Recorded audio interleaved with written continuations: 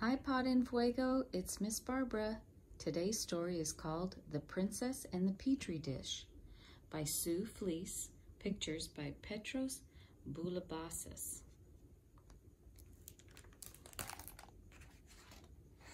The Princess and the Petri Dish. In a kingdom long ago there lived a girl with dreams. A princess and her petri dish took science to extremes. Princess Pippa questioned things. She followed her own path.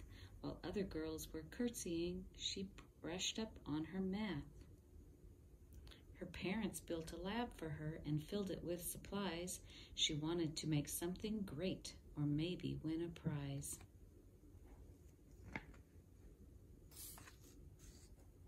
Yet Pippa's lab experiments were never a success. Her hand soap turned her fingers blue. Her slime balls made a mess. Her bubble gum was brittle. Her fizzy soda flat. Her mouthwash made your breath smell bad, and no one wanted that.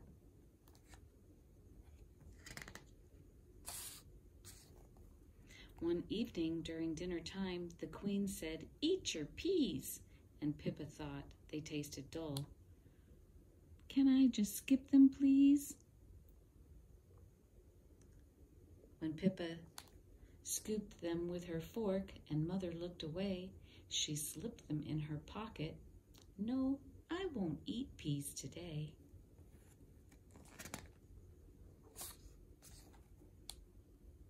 And that's when Pippa hatched a plan.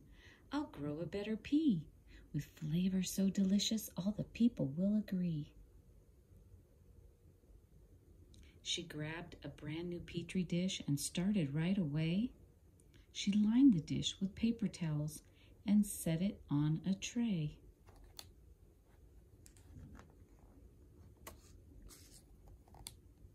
She took a pea and cocoa bean, extracting cells with care, and joined the two together. They'll make the sweetest pair.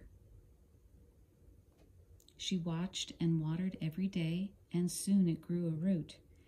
Then Pippa saw, to her delight, it sprouted up a shoot.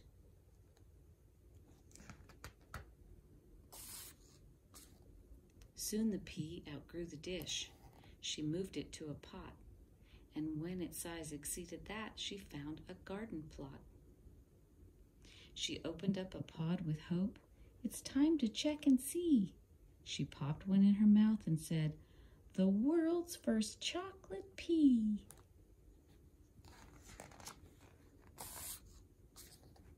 The peas became an instant hit with kids and parents too.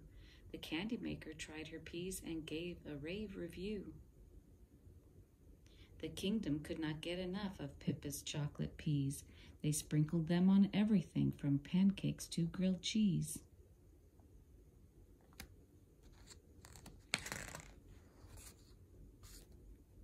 Tending to her plants one day, she noticed something wrong. "These plants have grown too fast," she said. "These vines are way too long."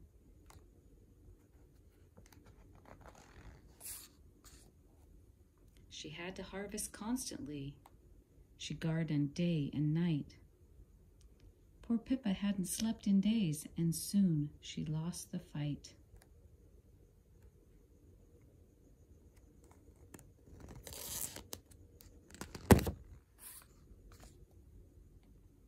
"Maybe just one nap," she yawned. She slept a week instead. Dreams of twisting, twirling pea vines swirled around her head. When Pippa woke, to her surprise, the plants were 10 feet tall. They covered half the countryside. They breached the garden wall.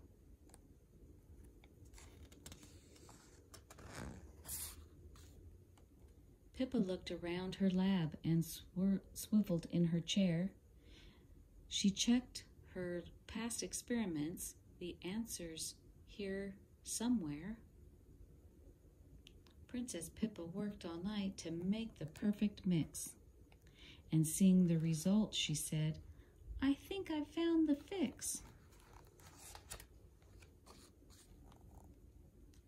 She spritzed the vines around her with a mixture she'd created, then hoped her math was accurate and held her breath and waited. Soon the vines began to shrink. "It's working," Pippa cried. "The plants are back to normal now. The peas are safe inside."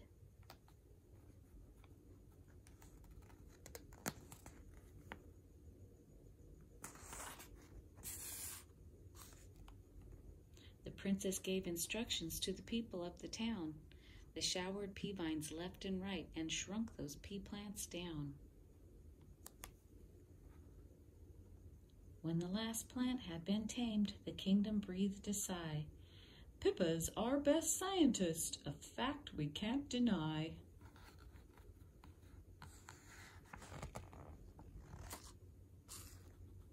The princess and her petri dish had proven dreams come true.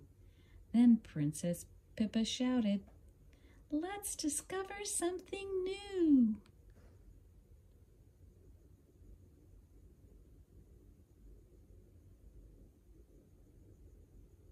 The end.